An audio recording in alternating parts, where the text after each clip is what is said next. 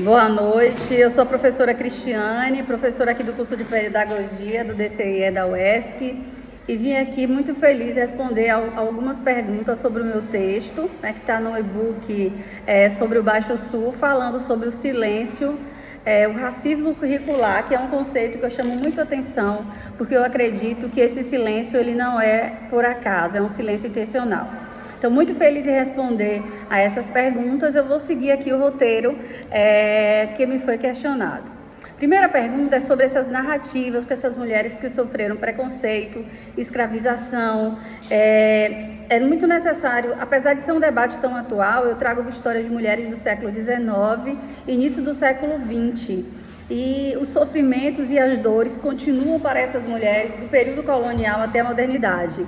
E para ter um cuidado em não repetirmos conceitos que são tão atuais como racismo estrutural, conceito de interseccionalidade, mas nós podemos encontrar nessas histórias das mulheres inspiradoras que elas inauguram alguns sofrimentos que hoje podem receber outros nomes, mas as histórias dessas Marias se repetem, A segunda pergunta é se eu encontrei quais foram os meus maiores desafios na organização dessa pesquisa e no desenvolvimento do trabalho.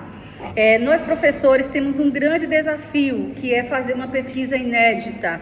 E, embora eu seja apaixonada pela temática, o maior desafio foi ir para Salvador, frequentar o arquivo público, pedir os documentos da região, carta de alforria, fotografar, transcrever, ler a paleografia do século XIX e transformar isso em texto. Então, quando você provavelmente está lendo esse artigo, isso já demandou que eu vasculhasse essa documentação do século XIX, transcrevesse. Ao mesmo tempo que é tão prazeroso, a maior dificuldade é a construção, tanto do acesso como da leitura desses documentos, Os resultados positivos é encontrar pessoas como vocês da sua sala e outras pessoas que leem os livros, leem essas histórias e se encontram nos racismos, nas lutas dessas mulheres. Então, minhas narrativas não são para mulheres, eu não quero reiterar o sofrimento da mulher preta, escravizada, que ela só sofreu. Eu quero também contar como ela lutava. Isso não significa que eu vá romantizar dizendo que foi tudo maravilhoso, mas sim destacar como, apesar das dificuldades, essas mulheres conseguiram empreender uma série de estratégias para conseguir burlar a escravidão, e elas amavam, batizavam os filhos, elas lutavam, elas compravam alforria, elas ficavam ricas, A outra pergunta é sobre o racismo estrutural e as diretrizes indígenas, africanas e afro-brasileiras. Primeiro, que são conceitos fundamentais que a gente precisa pontuar. O racismo estrutural é aquele que está na base da nossa sociedade, é o que arruma as relações na escola, nos livros, no currículo. As pessoas olham para uma mulher branca e acham que ela é a patroa, olham para uma mulher negra e acham que ela é a empregada. Isso é o racismo estrutural. É você observar quantas diretoras pretas você tem, quantos diretores. Ou a maioria dessas pessoas num cargo de poder são brancas. Isso é o racismo estrutural. Quanto às diretrizes indígenas, eu encontro, ao mesmo tempo que eu estudo essas mulheres na escravidão, elas estavam colaborando, sendo vizinhas, sendo escravizadas ou libertas, numa região que também existiam mulheres, mães indígenas, senhorinhas indígenas, e os saberes eram compartilhados. Então, nós temos aí as mulheres crioulas, que são filhas de africanas nascidas na Bahia, as africanas, que foram aquelas que vieram diretamente da África, e temos aquelas indígenas. Nesse caldeirão cultural, é o que a gente chama de mistura do Baixo Sul da Bahia.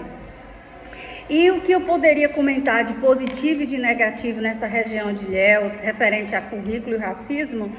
A sua prefeitura, o que é que a lei diz sobre o ensino dessa cultura afro? Eu vou deixar uma série de questionamentos que servem para nós na licenciatura em pedagogia.